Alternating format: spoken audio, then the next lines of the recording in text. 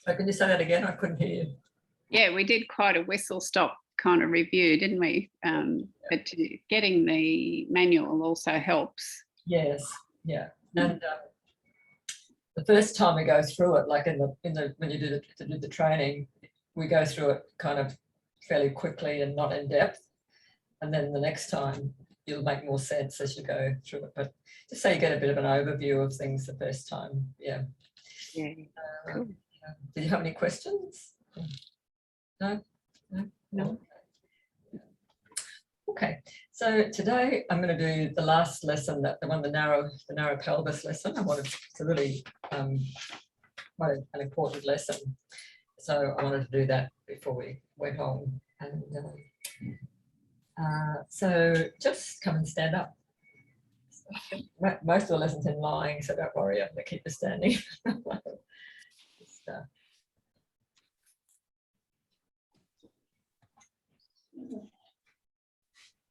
do we need our wrap? No, not today. Okay, so in standing, just sense how the weight is, where the weight is on your feet. And let's just put your hands down from your, like on the top of your pelvis, and slide your hands down until you reach that little bony knob there. Kind of slide them down so the fingers can be in front and the thumb can be behind. And can you feel as you do that, you can feel that little bump in the side there, and behind there's a little hollow, like a little slight little hollow there. So this is the area that we're going, in this lesson, we're going to put our fists into that area. So so here, when we place our hands down like that, that's where the grand trochanter is, and the hip joints are in, like about where my pointer finger is, they're in here. And we can't actually feel the hip joints, but we can still impact the effect of them by placing our hands. So what we're going to do is place your hands either sideways into a fist or front ways, but I like it sideways. I kind of get my hand like that and place it in that little hollow in the hip. And it's kind of like, it's a way of sensing that narrowness of the hip, that narrowing the hip joints. So just take your hands away, and just before we do anything, just sense if you want to take your weight onto one leg. So if you think of the midline through here, and if you take your weight onto one leg, just notice how far off that midline you go to do that. And then come back, and then do the same on the other side. Let's shut this.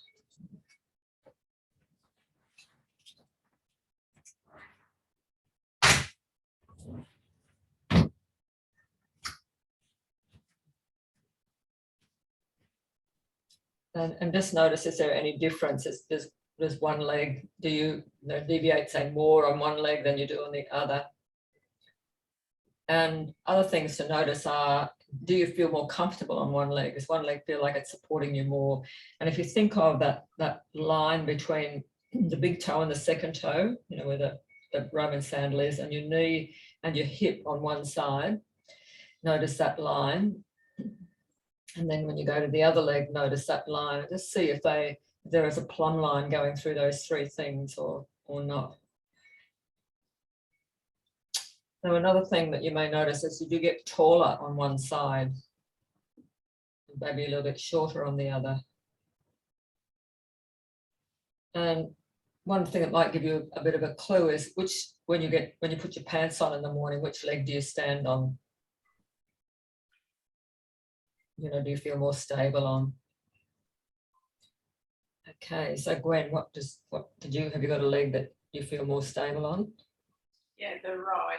The right, yeah. So just go and stand on that leg, let me see.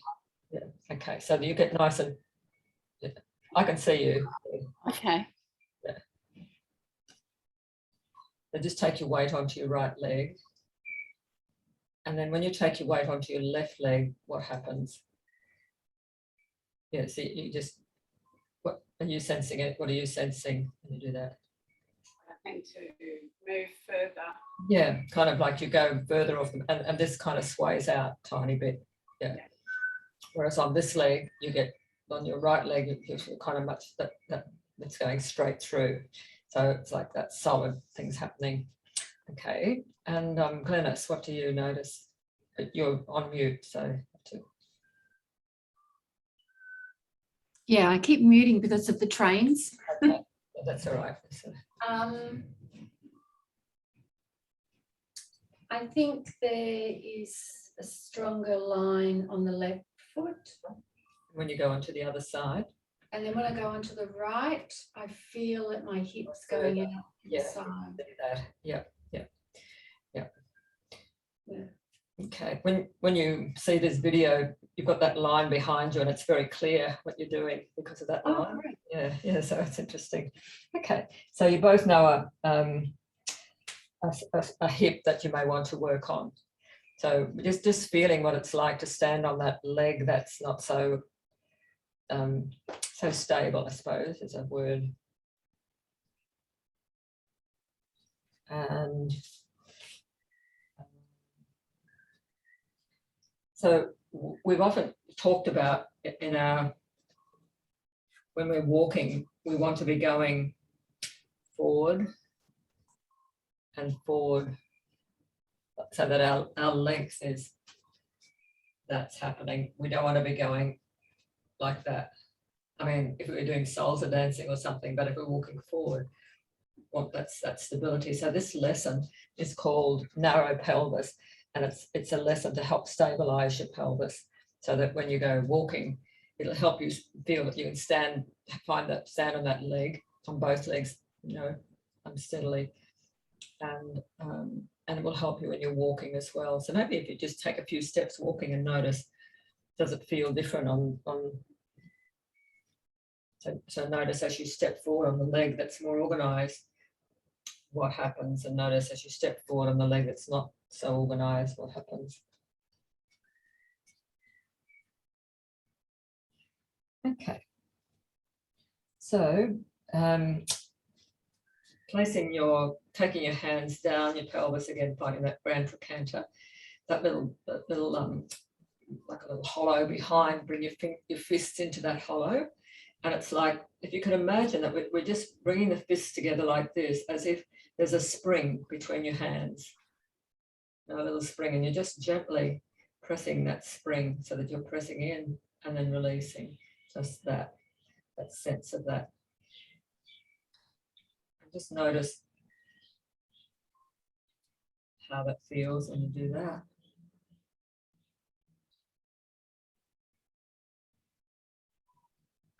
And come and lie on your back with your head near the wall. You won't need to use the wall much, so it's, you could even use your couch there, Glenys, if you want, because you're just going to have one hand on the pressing a little bit, but it's not a big effort on that, so I think it'll be fine. Just put your camera where I can see you on the floor. I can see you well, Glenys.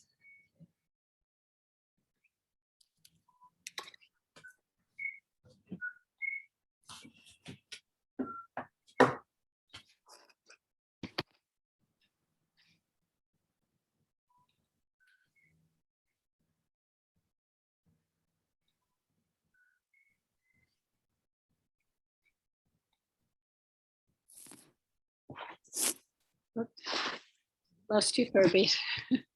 You have to take it down a bit, that's all. The camera, yeah, I can see the floor now, so.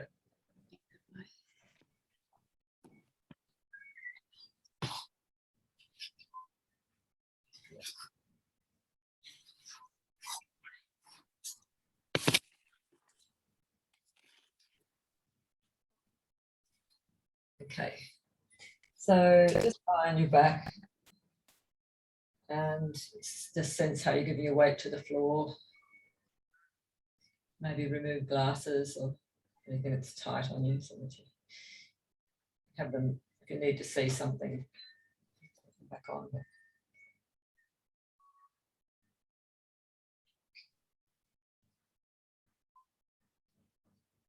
And just notice how your legs are lying. Are the feet pointing out to the side? Are the feet pointing straight ahead? Is one pointing out more than the other? And how does that relate? If they're different, how does that relate to the leg that wasn't so organized that you wanted to work on? Noticing your breathing, breathing in through your nose, down into your lower belly. Just presencing yourself. Noticing the two sides of you, just one side. How does your pelvis feel on one side, your leg on that side compared to the other?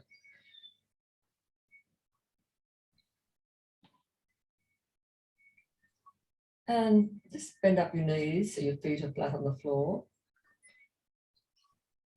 And find these, you can, if you want, you can put your hands down from your pelvis down to find that grand trochanter again, and the little hollow behind that grand trochanter, and just place your fists, just gently pressing into in towards each other, as if you've got a little spring that you're just gently pressing.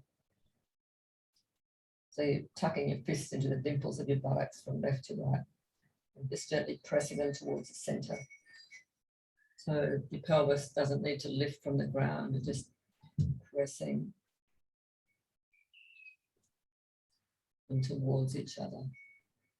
So you kind of going behind a bit. If you feel like where the grand trochanter is, just feel the back of it on the floor there. So it's in there, it's in that area. So I think it's a little bit further down from where you are. Yeah.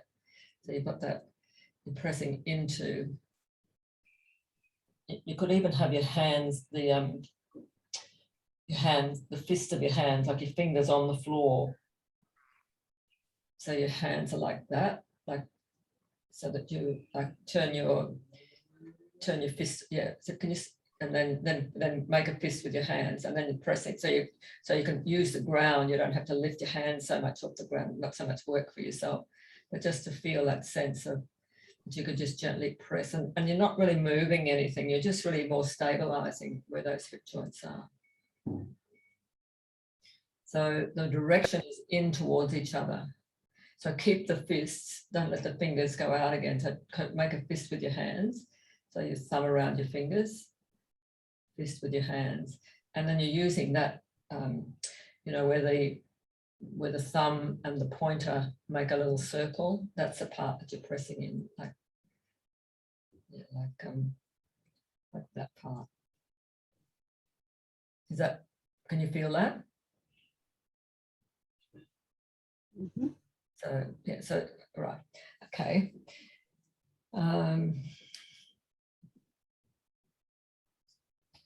Okay.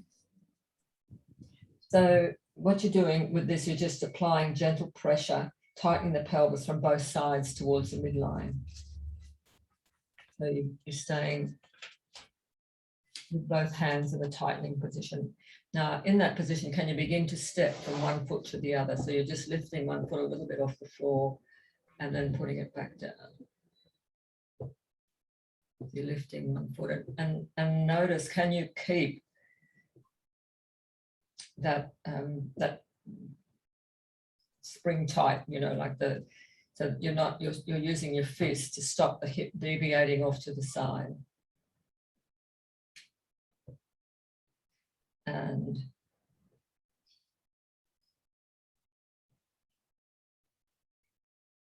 notice in particular the side that wasn't so organized before.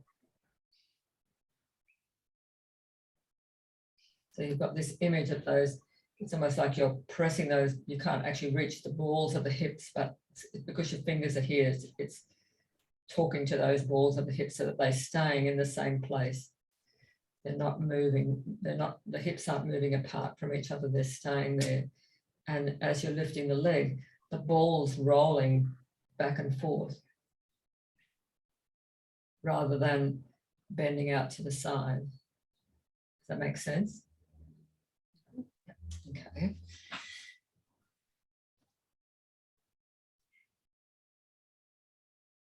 So you can have a little rest. So this is an opportunity for your entire body to learn to walk while your hip joints are stabilized, avoiding the deviation they might follow when you walk freely in space. So as you do that, you'll be sensing where in your body some reorganization is taking place as you adjust in response to the non-habitual challenge.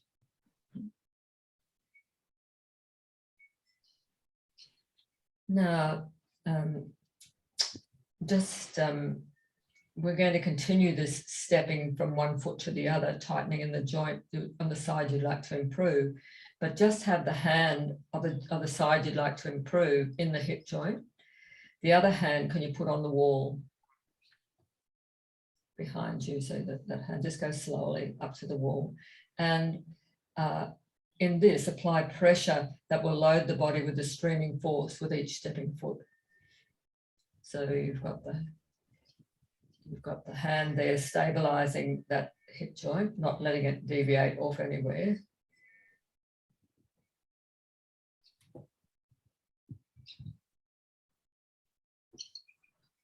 And also what having the hand there is, it's stopping the pelvis sliding off to the side as well, or tilting. It's like it's kind of keeping. I mean, the only direction it can move is forward and back now, because you've got that, you're stabilizing it on that side.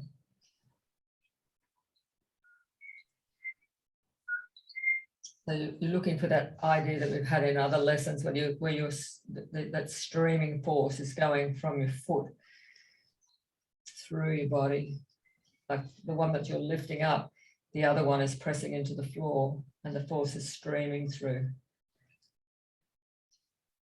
going in this direction from head to toe to head.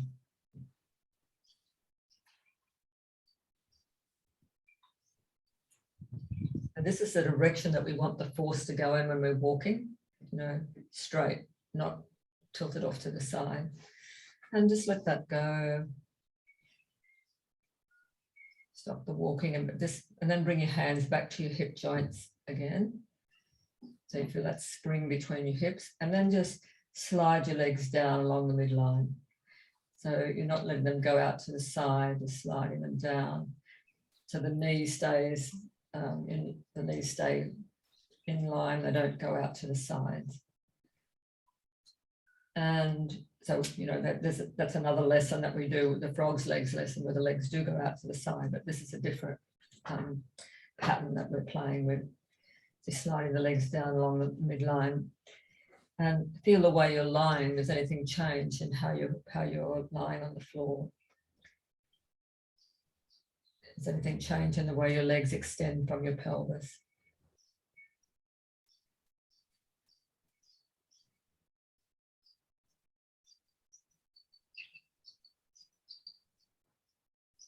And again, place your hands on the sides of your pelvis, brace both sides of your pelvis, and pull your knees up without opening them out to the side. Can you find a way of bringing them to stand through the midline, through that center? You can do one leg after the other, they don't have to go together. So this up, forward, back, like straight motion is the configuration of the walking pattern used by the adult human who stands vertical on his 2 feet, as opposed to the baby who lies horizontally with knees open to the sides in the configuration of primal swimming, prior to experiencing the interaction with the solid ground and standing. So you've probably seen babies flying like that, their legs are apart. And of course the nappies make that even more. When they start crawling and things, they as though they haven't got the balls and sockets in the hip joints. When they're babies, it's only through the pressure of pressing down into the ground that they form these hip joints. And if you think of when an animal's on all 4 legs, they're going forward and back. They're not, you don't ever see much of a wiggle going on. Sometimes well, I mean, you can sometimes, but normally in an animal, you know, you'll get that back forward sort of movement. So,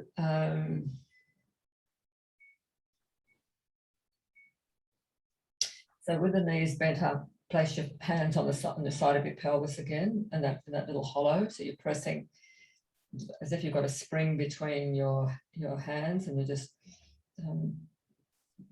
pressing on that spring and stabilizing the pelvis and the hips.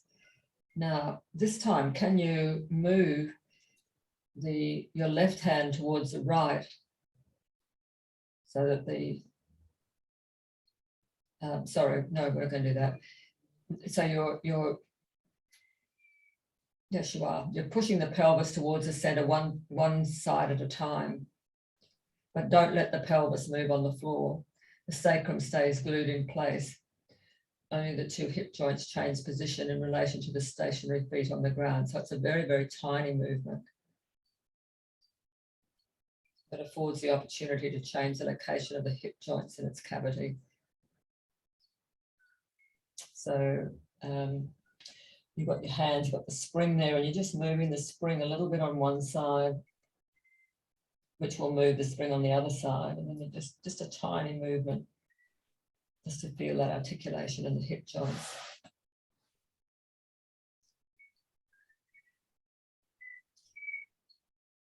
Okay, and then remain with the two fists tightening the legs to the pelvis, as if making it narrower, like that spring between them.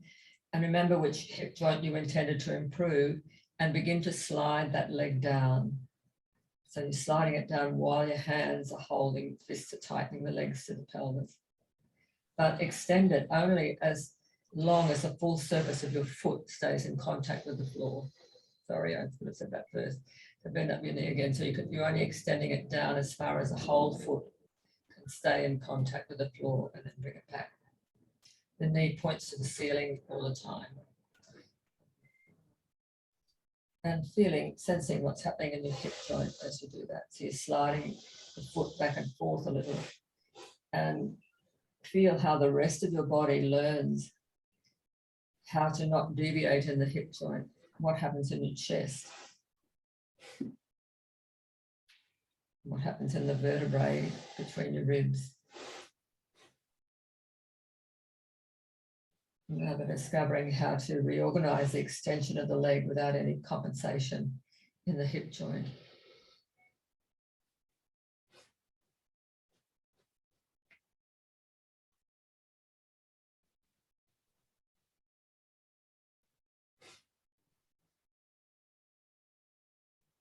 And in fact, if you, on that side, if you tighten the ribs, like sort of compress them and shorten them on the whatever side it is, and if you try and do that movement, feel how it's almost impossible. So to allow the hip to go in that direction, the hip joint to go in that direction straight down, something has to happen in the ribs.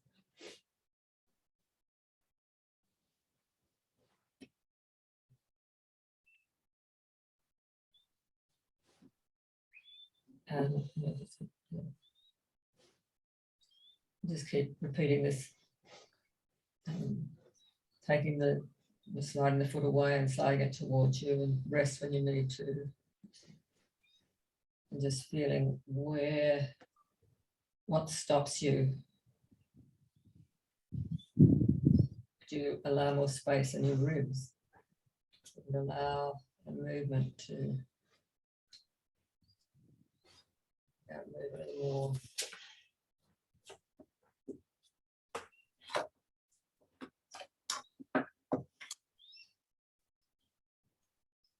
And just have a little rest. Let your legs come long, but taking them down long, straight.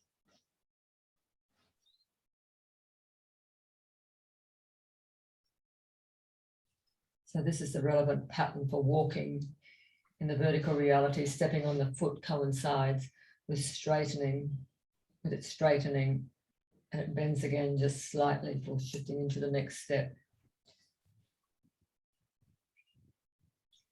However, when we're walking freely in space, There's no constraint on the hip joint to stay stabilized in a safe alignment. And therefore, if a person develops a habit of a certain deviation in the hip joint, it will be difficult to change that habit of deviation while walking. The free space around the torso and walking does not prevent the deviation of the hip, nor does it keep the vertebrae from persisting in their pattern of compensation. So the habitual way of using a leg is deeply ingrained, like personal pronunciation or facial expression. A deviated hip joint is at risk of accumulating eroding pressure and is not able to transmit pressure as a well-aligned leg will do. Walking can become difficult and lose its harmony. And people who suffer in this way are unable to find the means to a functional solution by themselves. So working with this process while lying on the floor is like being in a learning laboratory, which offers an opportunity to discover an option for another way of self-organization. The constraints provided by the hands and the floor safely hold the hip joints in a more optimal and neutral position within the walking pattern, and the rest of the body learns how to adjust to it.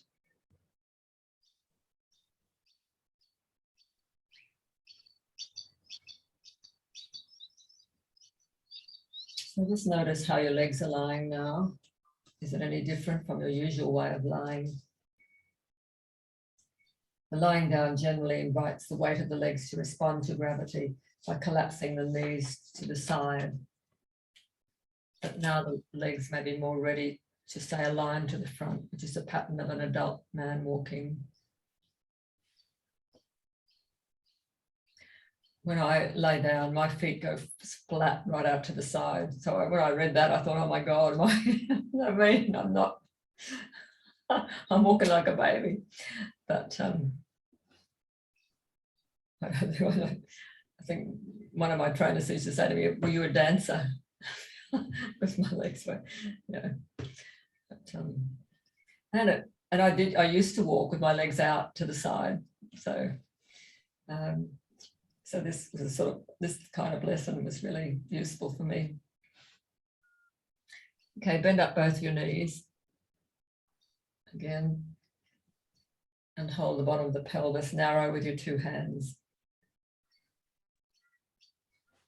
And slide your foot forward on the side you'd like to improve, keeping the sole of the foot in contact with the floor.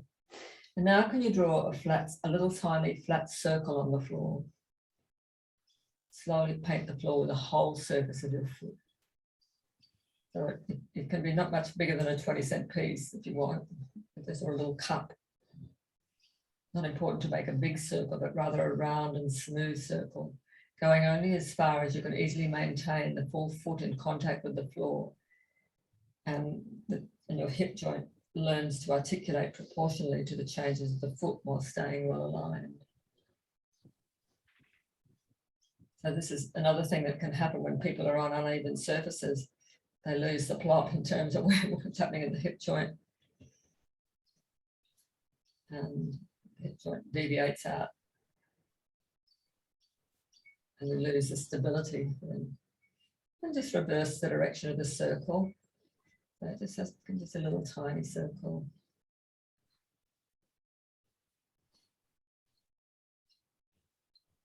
And then release the hand on the opposite side of the hip that you want to improve and place it on the wall. And see if this can help stabilize you as you're moving. When would it help to push your hand into the wall? When your foot goes away from you or when it comes towards you, just feeling, using your hand to stabilize, to help that movement.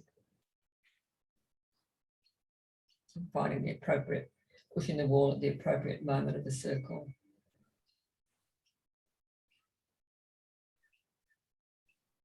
And then just have a little rest, stop making this circle and extend your legs on the midlines. Your hands be free. And feel what's changed in the disposition of your legs.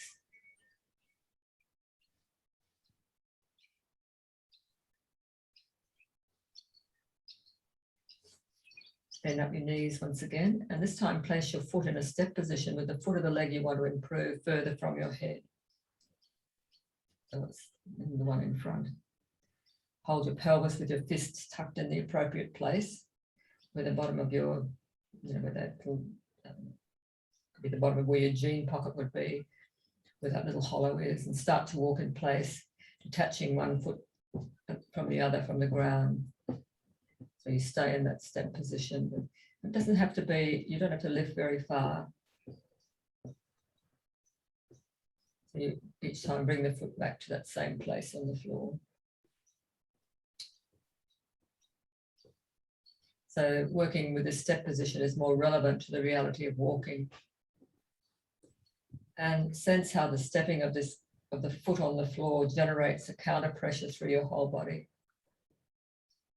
And feel how the transmission of this force goes through the articulation of the hip joint into the pelvis and onto the chest and the head. So in these greenhouse conditions with the constraint of being on the floor and your hand there, you're training your brain and your body to walk more in alignment.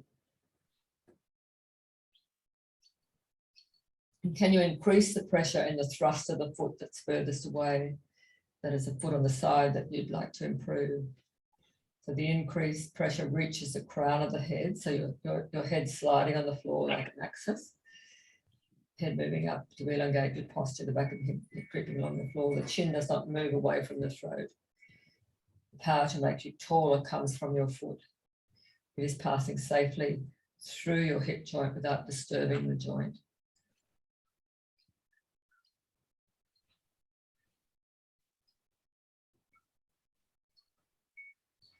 And now just change the order of your feet. So put the other foot in front and the one you're wanting to improve behind, and continue that stepping movement. And see if with your foot now closer, are you still able to thread all the parts of your skeleton on the streaming forth of the stepping, utilizing it to make you taller. And maybe even pressing a little bit more into the foot that's closer to you now. And after a while, just stop walking, but keep your fists where they are. Slide your feet down with the knees close to the midline. And then remove your hands and rest and look for evidence of the results of that movement. So in this process, we're stabilizing the hip joints while moving the legs. But that doesn't mean this is the only correct arrangement. However, it is a reminder of the option of aligning the leg with the body in a way that the crucial joint does not over-articulate unnecessarily. It can remain free of compression and erosion. So in vertical walking, there are many possibilities for the hip joint to articulate and respond to the force coming from the ground to the head, as well as yielding to the load of the body weight that's bearing down from the head to the feet. The help of the hands and the confinement of the floor make it possible to channel the transmission of force through the articulation of the hip without changing its disposition. The floor also provides the opportunity to re-educate the rest of the body, enlisting its cooperation to change the unproductive habit. And the organism perceives that this is a positive experience, and this option is registered in the brain. Repeating it in many times in different variations provides the optimal correction, which means that in daily movement, the hip joint will articulate as appropriate to the need and not according to the compulsive habit. Bend up your knees and place your feet equal distance from the pelvis. And use your hands to press your hip joints. And this time, press alternately from side to side and invite your pelvis to slide from side to side. So as you push with your left hand, you slide a little bit to the right. And as you push with your right hand, slide a little bit to the left. It doesn't have to be a big movement. So the pelvis and the hip joints are changing their place in space relative to the feet, which are stationary.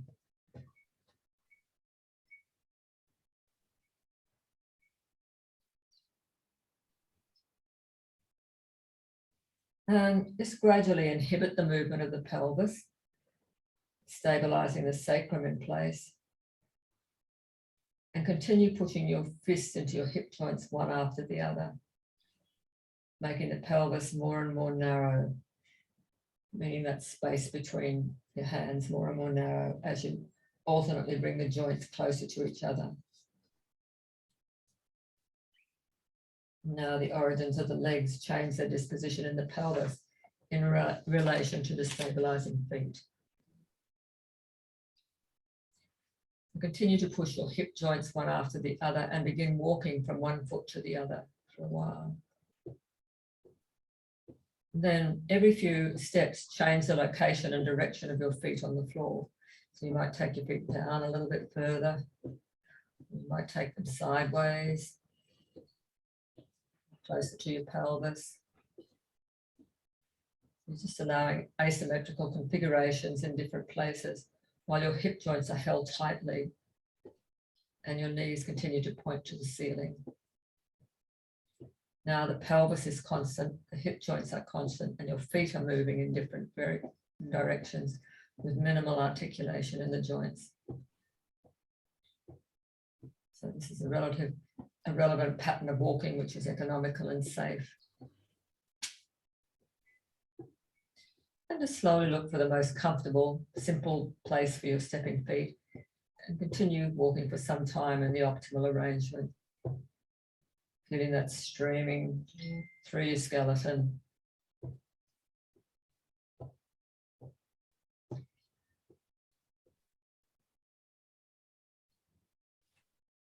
And just have a little rest.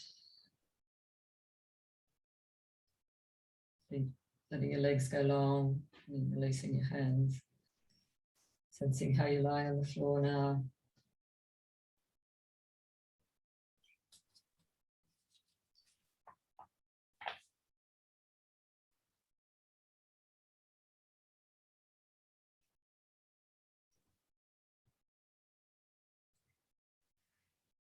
Bend up your knees once again. And place the hand, one hand on the joint that you want to improve and the other hand on the wall.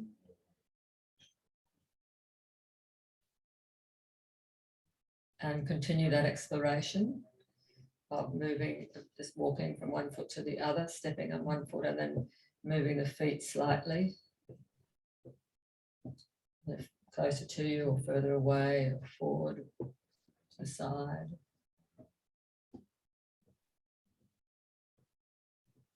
And using the stabilizing with the hand that's on the wall now.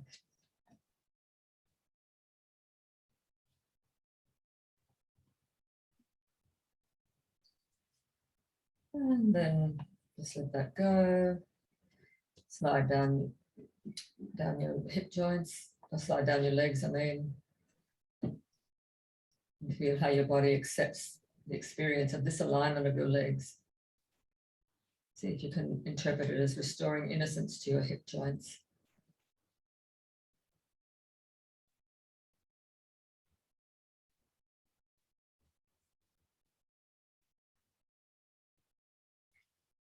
Okay, bend up your knees once again. Place your hand on the buttock of that you want to improve, the hip that you want to improve. And this time, can you put the other hand in the center of your sternum, the center of your chest? So if your chosen hip joint is on the right, each time you press that foot into the floor, can you push your sternum to the left? If your chosen hip joint is on the left, your other hand is on the chest and you're pushing the sternum to the right. And just take yourself into that configuration and hold it there and just walk in place. Feel what that's like. So you're holding this sway.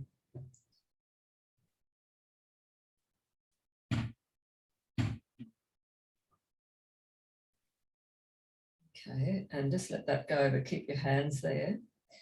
And now, instead of taking the chest in the same direction, like if you're pushing, if you've got your right hip, you're pushing to the left. Instead of doing that, can you take the chest back in the opposite direction towards the hip? So, and if it was a left hip, you're pushing the left, you're pressing in towards the midline, towards the right, but your chest is pushing towards you're taking your other hand and pushing it towards the left. So you're bringing them both in towards each other.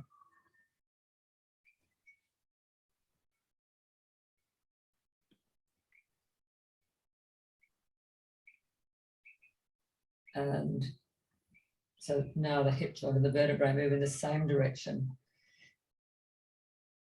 And feel how the transmission of force is through you when you do that.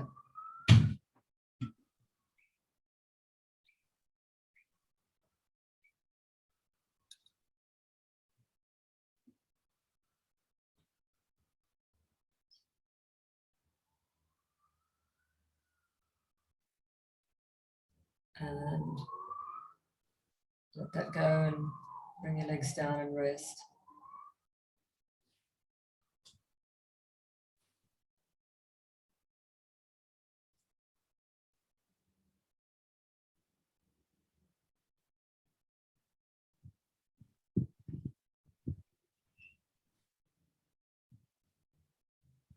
Okay.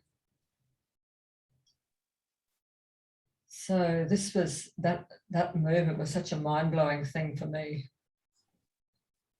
when I did this lesson. So I'd like to, we might just stop there, just get you to sit up, and I just wanted to make sure that you understood that and what happened when you do that movement.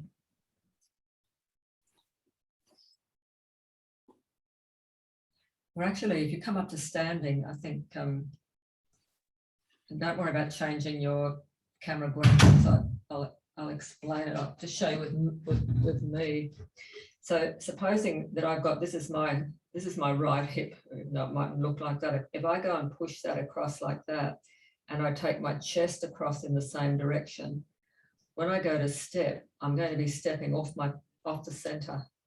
I'm going to be stepping like that. And the other hip's going to go out. But if I'm pressing into that hip and I'm taking the chest in this direction, I'm kind of like creating a twist so that when I step forward, it's taking me up. Can you feel that in yourself? Whereas actually taking a step forward, as you see this even more. So if you go to like put your right foot on the floor and then just step forward onto it. Now, if you press into that right hip and take or whatever hip it is, and take your chest across to the same side, you're going to wobble and take you off your hip. But if you take your foot forward, you're pressing into the hip and you're pressing the chest back in the same direction. It's like a twist of a towel. It's going to take you up. So does that make sense to your partners? So that I can see you.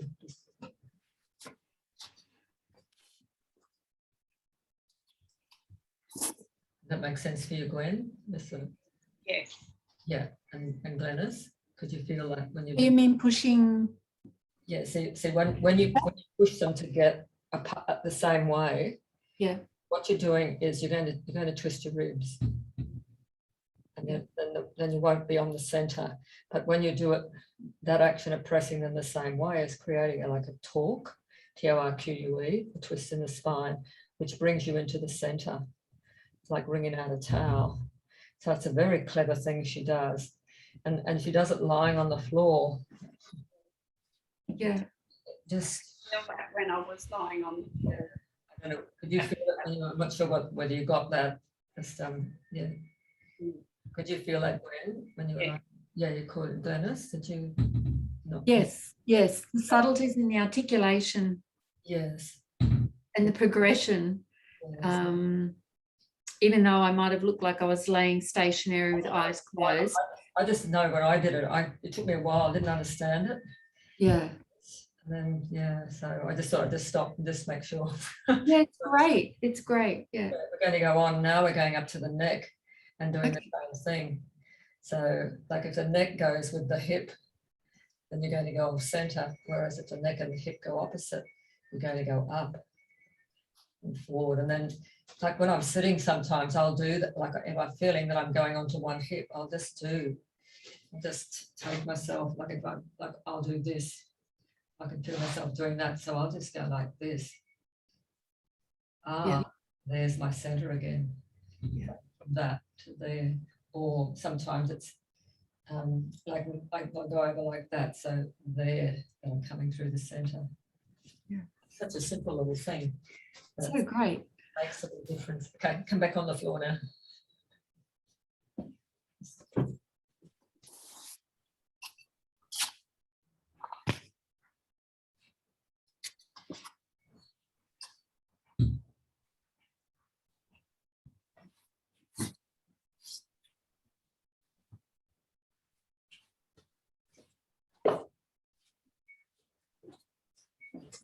Okay.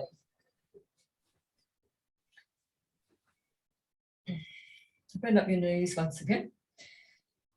Place your one hand on the the hip you want to improve.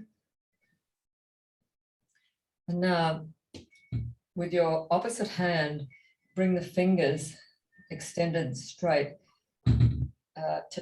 to behind the how do I say this? I'll do it on each side. Which hip have you got? Is it your right or your left? Put up your hand at your right. I'm not sure. I can't tell from the vertebrae. You both got. Have you got the right? Gwen, I can't see it. Yours is the left. On left. Okay, so you're both opposite. So I'll do it one at a time. Okay, so if it's your right hip, the right hand's pressing towards the left, I suppose. And if you put your left hand behind your neck and where that little bump is at the bottom of the neck, and slide it across to the left as well. So you're taking them both in the same direction, much the same as you did with your chest. And so for you, Gwen, it'd be the opposite. Your left hip, pressing into your left hip, your fingers will be extended and kind of pulling that bottom thoracic vertebrae, or the top thoracic vertebrae, the bottom of the neck, towards the right. And feel when you do that, what happens.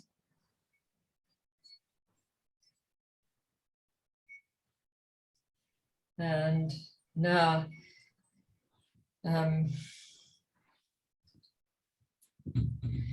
instead of doing that, when you press into your right hip, your fingers are this time let the extended fingers be on the left side of the vertebrae, and you're pressing those fingers towards. So you're taking your right hip towards the left, and your fingers towards the right. And then for you, Gwen, you'll be taking be pushing to your hip towards the right and your fingers towards the left. So the fingers will kind of be extended and pushing the vertebrae this time. So they're pushing towards each other. And hold that in that position and just do the walking and feel what that's like.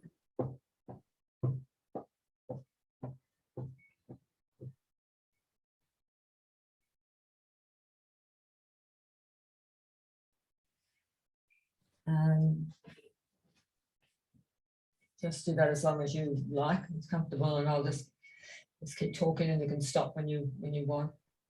So cultivating this flexibility of the stiff parts of the spine, which is the chest and that upper thoracic, will spare the hip joints that demand to over-articulate. For the hip joint to maintain its safe alignment and avoid exaggeration, it needs a spine that does its share of the movement. By experiencing different interactions between the pelvis and the thorax, you're cultivating a more accurate distribution of the labour between them and freeing the hip joint from its repetitive compensation. Just have a rest now.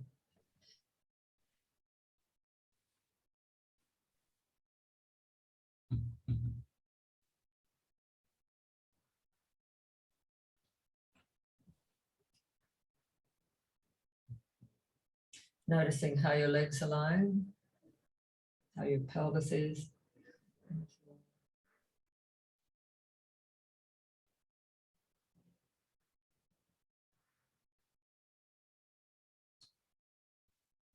Okay, when you're ready, just roll to your side and come up to sitting and then come up to standing.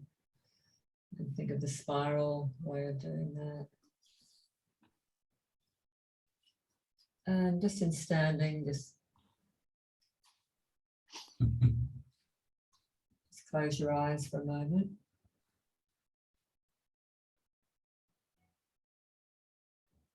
Notice how you're standing. How does it feel for you? How's the balance in the legs? How long could you stand like that? And just shift the weight to the leg that you wanted to improve now. And imagine that line from the heel to your shoulder on the side you intended to improve. And observe where the hip joint is located now in relation to that plumb line. Does it seem the joint is a little bit more aligned than before? Is it a little more comfortable to stand longer on that foot? And slowly shift your weight to the other foot and check your heel-shoulder alignment. Did it lose its alignment because of the change on the other side? Or did you keep it on both sides? And just stand and use your fists with the bent knuckles in of your index fingers. Press both the hip joints.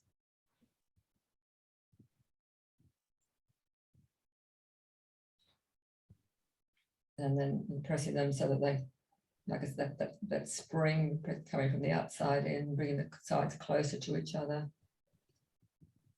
And just stabilizing your narrow pelvis with both fists. Start walking in place again from one foot to the other. And observe how the hands restrict the tendency of the pelvis to shift from side to side. Can you sense how aligning each hip on the trajectory of power, which streams from the foot to the head, is encouraging your body to become taller, more upright.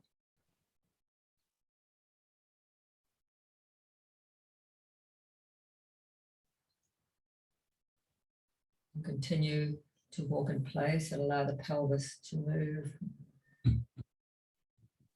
Like allow your pelvis to move from side to side, but still holding your hip joints together. So notice that even though the pelvis is moving, the hip joints are still maintaining the same relationship to the heel and shoulder lines. And this alignment within the pattern of walking is more dynamic.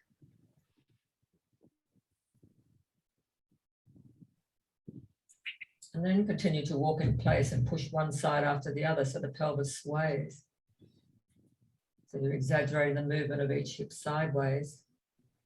And observe the deviation of the hip joints and the excessive articulation in it. Also notice the loss of height in your posture when you do that.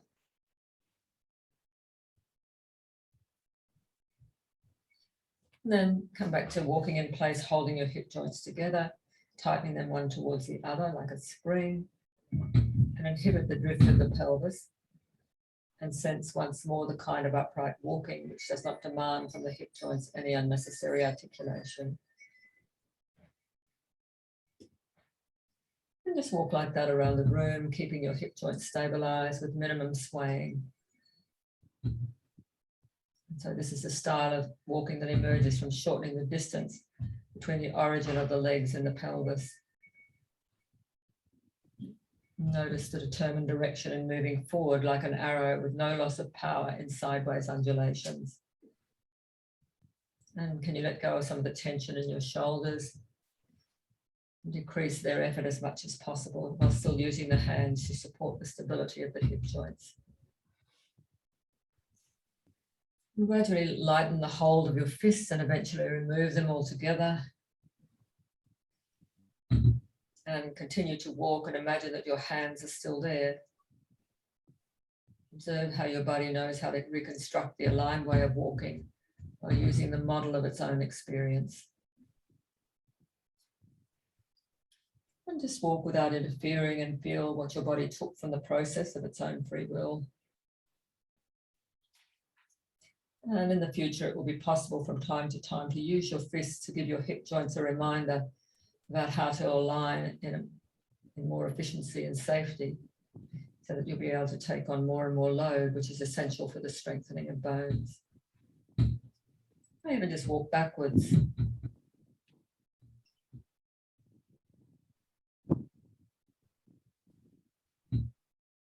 And then come and sit down. We'll have a little talk about the lesson.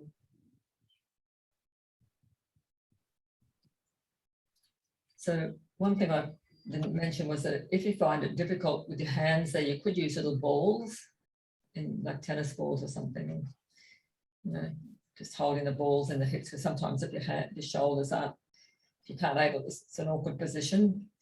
So, but you could just have, you know, like I've got a crystal here, I could have a little ball like that and just press that in. So, yeah. Okay, so what did you experience in that? Yeah, I really enjoyed that. I felt it was very effective in raising awareness of what's happening in the hip itself and which way it's aligned. Yes. Yeah. Really good. Yeah. Did you notice a difference before and after in the legs that you wanted to improve? Yeah, very much. Yeah. Glenys, how was that for you? Yes, I loved the subtlety and the articulation. Yes. When we're doing the walking, Yes. I was still able to maintain it. And then once the hip went a little wobble to the right, and I went, oh, it's doing it. So there was that awareness when I went off alignment. Yes. And you know, and it felt really great to be in alignment. Yeah. So when you went off alignment, what were you aware of? Were you aware of anything anywhere else in your body? Oh, great question. I just remember the hip swaying out to the side, that little wiggle out to the side. Let's stand back and let's have a look at that. So I think it's, if you can just recreate that feel, that memory of that, of just what happens when your hip goes out to the side. Maybe turn towards me a bit so I can see you. Yeah, yeah. But just do that movement and just letting it go out to the side. Oh, yeah. Yeah. And what happens in your, as opposed to the other side when you go straight? So let's take your step forward on that. So can you feel what happens in the rest of your torso? So like in your ribs, and you think of that line between, you know, when we move the hip in and the shoulder and the sternum in on the easier side, like if you think of that, so stepping forward on your left foot, that is like, you know, the hips coming in, and that point here, there's that twist that happens there. Whereas when you flip the hip out, when the hip sways out, there, see, just right there, see what happens in your ribs. See how you've got shorter on that right side? Yeah. And the sternum is sliding over to the left. Feel that a little bit? Yeah. Yeah. Whereas if you do that thing of like holding that right hip and then putting your hand on your sternum and taking them towards each other as you step. Goes up. On this side there, that they go towards each other, then you'll go forward and up rather than out to the side. So if you go back again where I can see you, and purposely slide your right arm down to the side to shorten your right side. Okay. Now keep yourself there. If you try and take a step with that right foot, keeping your ribs there, you've got no alternative but to flick that hip out. You feel that? Yeah. So for the and of course it's not as exaggerated as that, but when there's a slight deviation in the ribs, the hip won't be able to go straight. That hip joint won't go like a bicycle forward. It has to turn. It has to move out to the side because the ribs don't move. So to get that, so for that hip joint to go forward, it needs the cooperation from the ribs. And that pressing, the taking the sternum towards the left is encouraging those ribs to move, to open out on the right. Then can you feel that? That's opening out. So if you did it a lot, you'd get longer on that side. But when you do the opposite with the hip, you're bringing them up. Both of them, they're going, one force meeting another force, and they're going up rather than deviating off. So when you feel that slight deviation, I would be looking at what's happening in your chest. Like I've got exactly the same thing. That's why I can see you in my, and I'll sit at this computer and I'll have the mouse and I'll shorten myself on that right side. And then I'll go to get up and walk, and I won't be walking straight forward. I'll be having I'll be having a little deviation off to one side. And when this also relates to the voice. When the spine is, that talk happens through the middle of it, the throat can then open up. So if you can imagine that deviation happens, the sword of truth with that's a voice, that's this very narrow aperture, isn't centered head on to earth. It's deviating off, so it's lost its power. So this ability for these to come together like that creates this twisting torque, TORQE thing that enables the spine to have its power. The spirals come together. Yeah. Okay. So I hope that makes a bit of sense, does it? It does. That's really great. Thank you. Yes. Yeah. So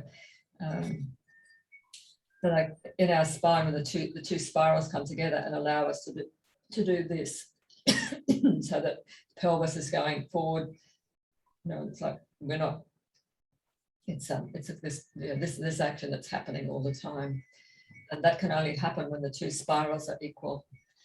So when you see that one's shoulders dropped or something, anything that's happening up here is going to affect, and the other way around. They both affect each other. So.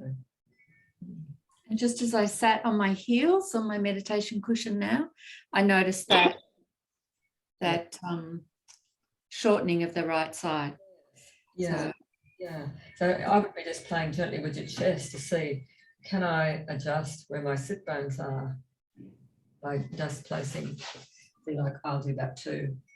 So can I find, and where, and sometimes for me it's over here, where can I find that? So we're doing, it's a great lesson called Ribs Around the Steering that we do very soon. Mm-hmm. It's in the next section. That'll just make a lot of sense with all this. It kind of add to this, but what's the inability of the hips to go, like the bicycle is a lot dependent on what's happening up here, and that tightness in this rigid part. So there's a little bit to play with. The notes are in that. Did you get the folder? The whole thing. I sent you the whole bones for life in it, so that lesson is in there. It's number